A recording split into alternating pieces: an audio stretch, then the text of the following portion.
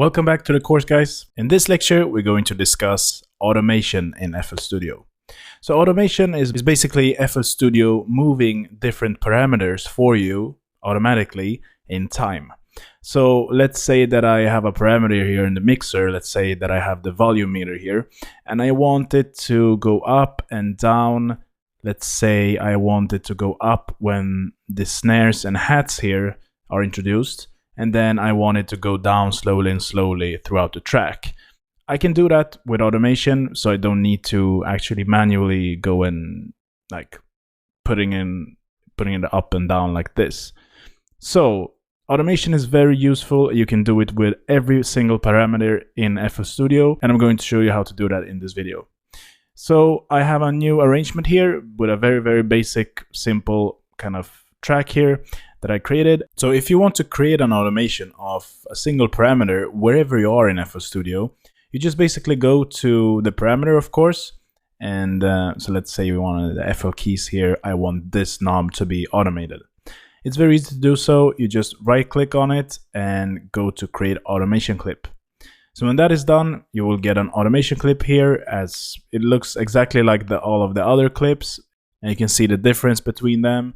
If you go to this list, so you have the automation clips here, and you have the MIDI clips here and audio clips here. So let's go to a third-party plugin here. I'm going to go to the Serum plugin. Let's go to channel rack here, and here I have the Serum plugin. So here you can see just a basic preset that I found inside of Serum, and what I want to do here is to automate some presets. So in this particular preset here, I want to automate this rate button here, because this is what the sound of this preset does basically. In this instance, I just want to automate the rate knob here. So if I right click here, I can't find the menu for the automation clip, so I just go to this icon here, and if you right click on it, you can see create automation clip. So first I have to touch it, the knob, and then I go and right click here. You can see Serum LFO1 rate. So let's do that. Let's create an automation clip for this, and now you can see I have a new clip here, and it's showing up here. So I'm going to take it down like this, and I want it to be grouped with the ARP that I have here, the ARP clip, and the ARP clip is basically the synth sound that I have here, the Serum synth sound. So I'm going to move it up like this, and I'm going to group it. So I'm going to insert a new track here in the playlist. So if I go to synth and just insert one, you can now see I have one new track here, and I want to move this down as well. So move down, and now I can just move this automation clip here, and I can group them together. So if I go to group with above track, you can now see the automation is now grouped with the synth that I'm using the automation for. And this is just because I want to be organized. I can now see the automation here, and I can just expand them if I don't want to see the automation. So just to get organized like this, otherwise you will have automation clips laying around everywhere, and you don't know what the automation clips are for. So that can get very messy. So just make sure to group the automation clips to the respective sound that you're using the automation for. Okay, so now I'm going to demonstrate the automation here, and let's just play the track first. You will see why it's so important to create the automation inside of this particular synth sound.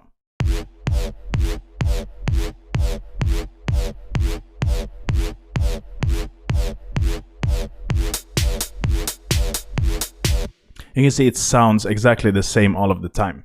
So this preset, if I just put up the rate a bit, you will hear it speed up, and you can slow it down, speed up, and slow it down, so you can create like a kind of a rhythm for this preset. So let's just try that out manually. So let's play it so you can hear what I mean by that.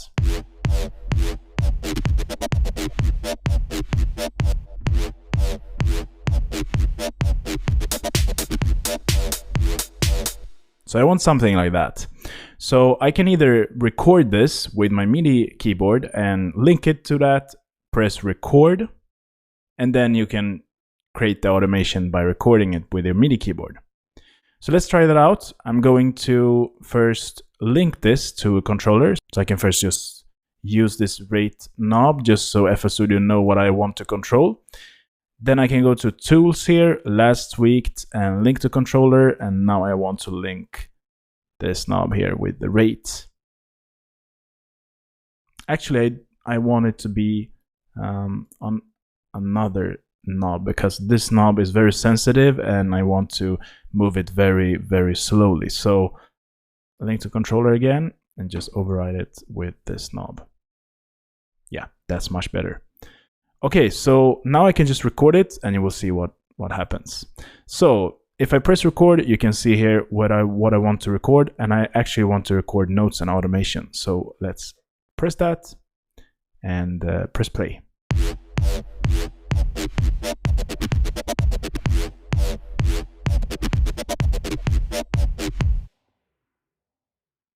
There it is. So now let's take a listen to it and you will see the automation. You can also see it here in the background.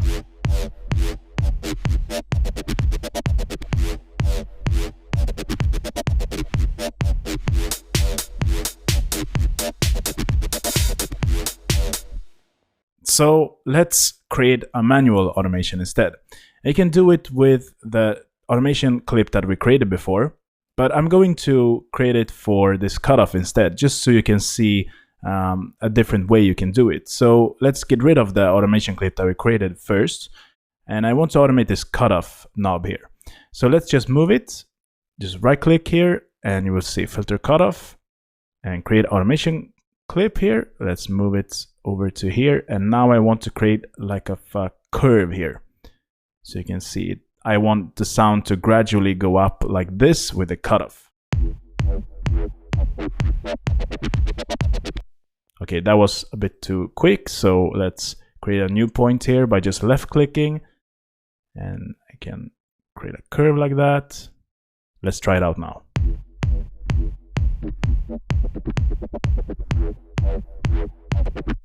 Okay, so I want to make it go full speed there. Let's get rid of that point. All right.